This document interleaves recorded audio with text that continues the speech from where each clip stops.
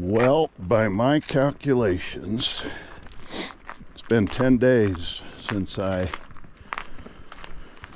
taped any fishing for my videos, due in part to some other things I had going on, but mostly due to the effects of the tropical storm they had in Southern California and the remnants of it making its way up here. My rivers up here in the central Idaho mountains took the brunt of the rain and blew out not just my main river, but the fork where I've been doing all my bull trout fishing. And you can see that visibility is still an issue on my river, and I'm above where that fork comes in, and it's even worse below. But there's a couple feet of visibility, and I was dying to fish, so here I am. It still looks mighty beautiful up here, and I'm hoping that these trout are hungry for some dry flies, and particularly hoppers. Ooh, that feels good on my feet.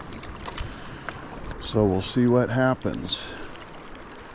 Don't really have high expectations, but hey, I'm fishing. So I stand corrected. The water temperature is actually 60 right on the number. I did look up the flow today, and where we were down just below 500 the last time I fished, all of that rain making its way into the river spiked to almost 1,000 in the aftermath of the storm. And now we are sliding back down in the neighborhood of 720. But the last time the river was at 720, it was significantly more clear than it is right now. So visibility for dry fly fishing is obviously critical.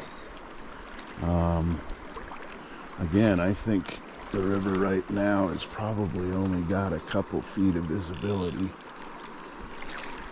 So I'm just making my way up the shore in this slightly protected spot, where hopefully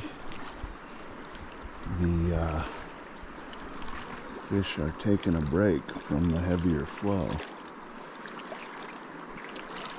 I am in the neighborhood where I caught beaver multiple times early season, 5 to be exact. And if he chose to slide back down into his earlier season holding water, we should have a good chance of hooking him again, assuming that he wasn't either harvested or caught by one of these guided fishermen who maybe did a crappy job of handling him.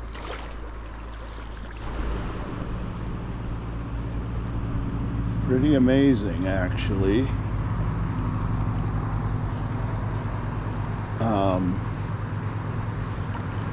I've made a ton of good drifts through this very productive water,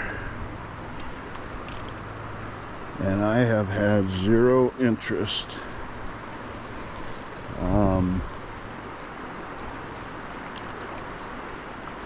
which makes me think that we're still dealing with the fallout from the high water. These trout are just not looking up. The hopper pattern I chose was my hot fly from the 15th of August. It's a good bright colored, bright bodied hopper, in part because of the color of the water, but it's pretty amazing that I haven't at least lucked into a small fish.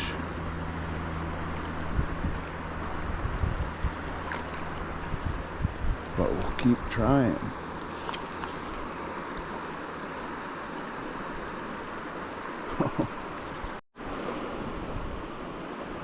Well, right after I said lucked into a small one, well, that should give you a pretty good indication of the color of the water. I've got this little cutthroat on, and when he is right out there in front of me, he's not all that visible even with his silvery scales. But hey, it's a fish, and he liked my hopper, so I appreciate it very much. And he took it with a vengeance. All right, buddy. There he goes. Oh, he's right there. Little dazed and confused.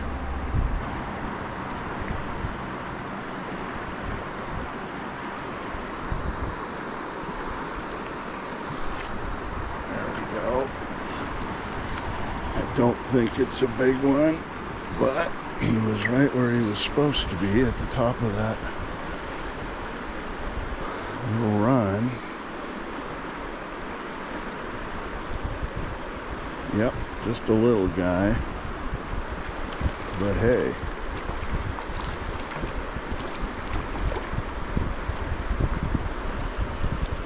it's going to keep getting better and better as this river recovers from the recent rain.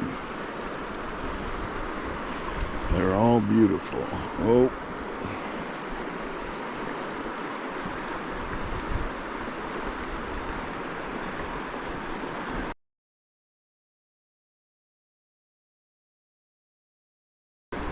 That's cool. Alright, let's dry this thing out.